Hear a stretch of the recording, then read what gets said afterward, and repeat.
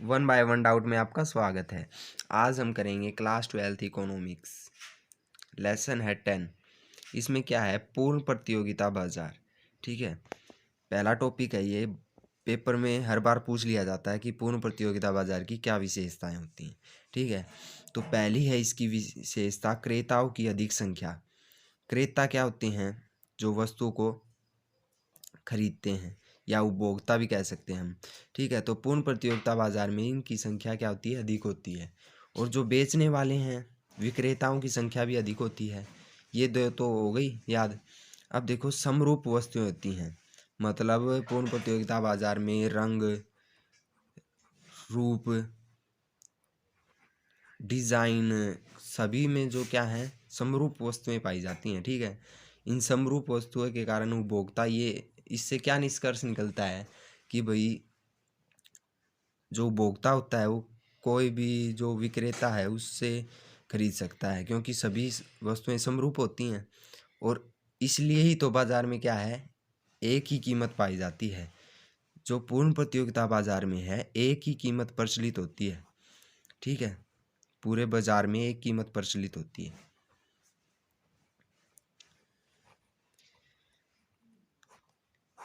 ठीक है, समरूप वस्तुएं हो गया। अब आता है पूर्ण ज्ञान। उपभोक्ता को या जो क्रेता होते हैं उनको पूर्ण ज्ञान होता है कि भाई किस बाजार में या किस दुकान पर, कह लो आप, कि इस कीमत पर वस्तुएं मिल रही हैं। ठीक है, पूर्ण ज्ञान होता है उन्हें। ठीक है, फिर आता है फर्मों का स्वतंत्र प्रवेश व छोड़ना। पूर्ण प्रतियोगिता में ये नहीं है कि भाई प्रतिबंध लगा हुआ है, कोई फर्म प्रवेश नहीं कर सकती या कोई छोड़ नहीं सकता। बिल्कुल स्वतंत्र प्रवेश होता है, कोई भी फर्म आ सकती है, उसमें उत्पादन कर सकती है, और कोई फर्म अपने उत्पादन को छोड़ सकती है। अगर उसको लाभ नहीं हो रहा तो वो छोड़ भी सकती है। ठीक है, फिर आता है छठा नंबर पे विज्ञापन लागत का अभाव। विज्ञापन लागत क्या होती है? विज्ञापन करना। अब ये टीवी पे ऐड आती हैं किसी भी चीज़ की, तो ये विज्ञापन होता है। तो पूर्ण प्रतियोगिता में विज्ञापन लागत का अभाव होता है। विज्ञापन लागत नहीं लगती किसी भी जो क्रेता हैं उनकी। क्यों? क्योंकि सभी वस्तुएं समरूप होती हैं एक तो, और एक ही कीमत प्रचलित होती है। ठीक है, इसलिए विज्ञापन लागत का अभाव होता है। फिर आता है हमारा पूर्ण गतिशीलता। पूर्ण गतिशीलता मतलब मोबाइलिटी। ठीक है, मोबाइलिटी कहते हैं इसको। मतलब जो क्रेता है वो किसी भी बाजार में जाकर वस्तुएं खरीद सकता है, गतिशील है वो। ठीक है, ये हो गया पूर्ण गतिशील। ये होगी 7। अब आता है देखो AR और MR।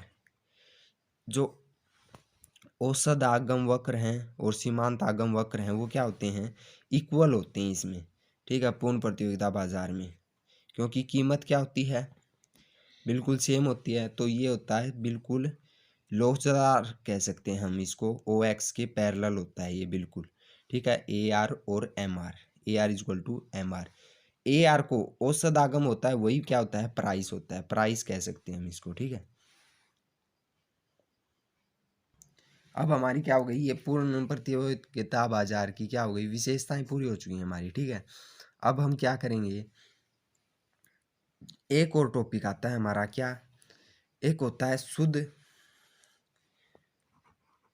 शुद्ध पूर्ण प्रतियोगिता, और एक होता है पूर्ण। ये दो शब्द हैं। शुद्ध और पूर्ण में क्या होता है? पूर्ण शुद्ध में क्या शामिल नहीं होता? जो पूर्ण ज्ञान होता है, और एक और क्या बताया था हमने, जो पूर्ण गतिशीलता, ये नहीं होती दोनों शुद्ध प्रतियोगिता में। ठीक है, और पूर्ण प्रतियोगिता में क्या होता है? ये पूर्ण ज्ञान और पूर्ण गतिशीलता मैंने बताया अभी विशेषता में शामिल होती हैं।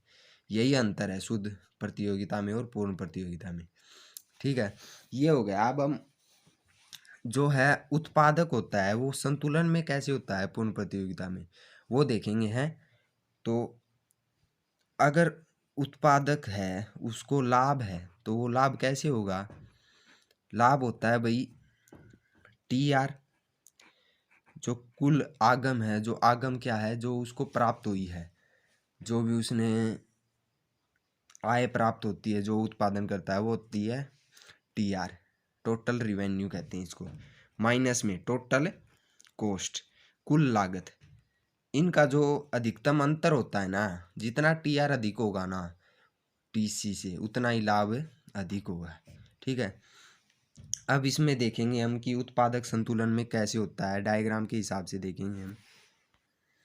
अब देखो उत्पादक है ना, जो पूर्ण प्रतियोगिता में वो दीर्घकालीन उत्पादन संतुलन होता है और अल्पकालीन उत्पादन संतुलन होता है। तो हम पढ़ेंगे पहले अल्पकालीन। ठीक है, शॉर्ट पीरियड।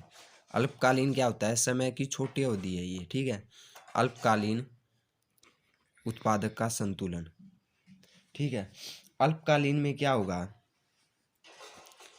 अल्पकालीन में मतलब हम इससे पढ़ेंगे टीआर और टीसी से, टीआर और टीसी से पढ़ेंगे कि उत्पादक कैसे संतुलन में होता है।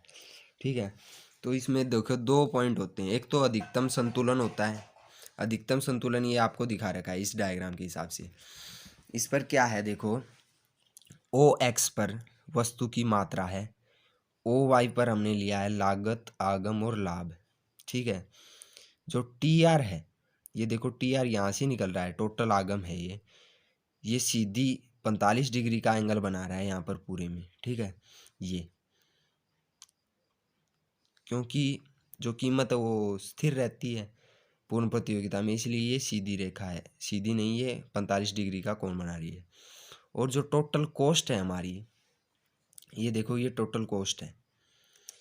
टोटल कॉस्ट कभी भी जीरो नहीं हो सकती, क्योंकि अल्पकाल में टोटल कॉस्ट कभी भी जीरो नहीं होगी, क्योंकि जो स्थिर परिसंपत्तियां हैं हमारी, जो स्थिर, जैसे जो हमारे जो कर्मचारी हैं वो स्थिर हैं, तो उनको भी जो लागत तो देनी ही पड़ेगी, चाहे हम बंद कर दें फैक्ट्री को तो वो होती है स्थिर। इसलिए टोटल कॉस्ट क्या है, कभी भी जीरो नहीं होगी। ठीक है, यहाँ से शुरू होगी टोटल कॉस्ट।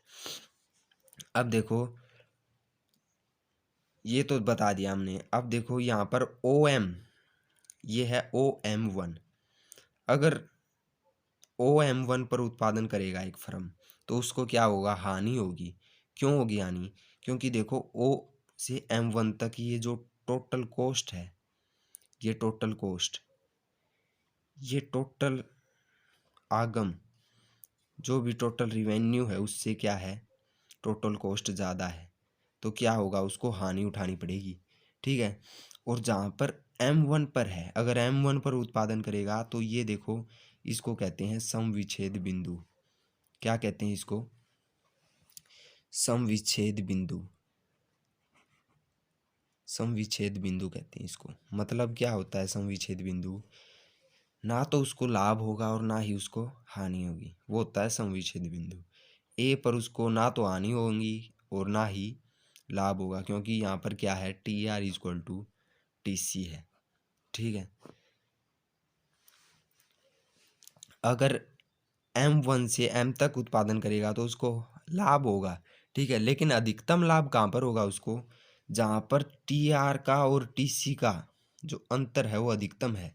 यहाँ पर देखो अंतर सबसे ज़्यादा है ना टी आर और टी सी का, टी सी कम है उससे। ठीक है, लाभ तो होगा लेकिन अधिकतम लाभ ये इसी पॉइंट पर होगा, आर एस पर। आर एस पर क्या होगा, उसको अधिकतम लाभ होगा। ठीक है, और यहाँ पर भी ये भी बी पॉइंट पर क्या हो जाएगा, फिर से समविच्छेद बिंदु हो जाएगा। ठीक है, ये फिर से समविच्छेद बिंदु है, क्योंकि यहाँ पर T R equal to T C है, ये था। ठीक है, यहाँ पर नीचे की तरफ क्या दिखाया गया है, लाभ दिखाया गया है कि पहले तो यहाँ पर हानि हो रही है उसको। ठीक है, और फिर उसको लाभ होने शुरू हो गए, लाभ शुरू हो गए, और यहाँ पर उसको अधिकतम लाभ होगा। यहाँ पर ये लाभ वक्र है। ठीक है, फिर अगर टीसी कम होता जाएगा और आखिर में ये क्या है, ऋणात्मक चला जाएगा, क्योंकि टीसी क्या हो जाएगा, टीआर से ऊपर चला जाएगा ना यहाँ पर, तो क्या होगा, ऋणात्मक हो जाएगा। मतलब क्या होगा, हानि होनी शुरू हो जाएगी यहाँ से। ठीक है, अब ये हो गया अधिकतम लाभ, ये पढ़ लिया हमने अधिकतम लाभ। अल्पकाल में पढ़ रहे हैं हम ये। ठीक है, अब न्यूनतम हानि, एक होती है न्यूनतम हानि और एक होता है अधिकतम लाभ अल्पकाल में। ठीक है, अब न्यूनतम हानि में क्या होता है, अब हम इसमें क्या है देखो, ओ एक्स पर ले लिया हमने वस्तु की मात्रा और ओ आई पर ले लिया लॉस, रेवेन्यू और कॉस्ट। ठीक है, TR वक्र वैसा ही है जैसा हमने उसमें बनाया था असामान्य लाभ में। और ये देखो इसमें क्या आया नया चीज़, इसमें आई है TVC यानी टोटल वेरिएबल कॉस्ट, यानी परिवर्तनशील लागत है ये। ठीक है, अल्पकाल में परिवर्तनशील लागत होती है। क्या होती है अल्पकाल में परिवर्तनशील लागत? जो श्रम होते हैं, जो कुछ साधन तो स्थिर रहते हैं लेकिन कुछ परिवर्तनशील होते हैं, जैसे श्रमिक हो गया, ये इनसे हम उत्पादन बढ़ा सकते हैं अल्पकाल में। ठीक है, तो ये है हमारी TVC कर्व। ठीक है, अब ये देखो टोटल लागत है, इसमें हानि तो हो रही है, लेकिन ये देखो यहाँ पर जो है इस पॉइंट पे इसको मिला देंगे हम, तो ये क्या है, टोटल वेरिएबल कॉस्ट मिल रही है हमें। अगर हम इसको उत्पादन को बंद भी कर देंगे तो भी क्या है, स्थिर जो लागत है, स्थिर लागत है, उनकी हानि होगी हमें। ठीक है, और अगर हम चालू रखेंगे तो स्थिर लागत हमें क्या है, TVC मिलेगा और लोगों को भाई रोजगार मिलेगा, ये मिलेंगे। ठीक है, तो यहाँ पर उत्पादन को बंद भी कर सकती है और उत्पादन को चालू भी रख सकती है। ठीक है, यहाँ पर क्या है, जो TR है वो क्या है, लेस देन है TC से, तो यहाँ पर हानि तो हो रही है लेकिन क्या है, जो परिवर्तनशील लागत है वो मिल रही है उसको। ठीक है, फर्म को।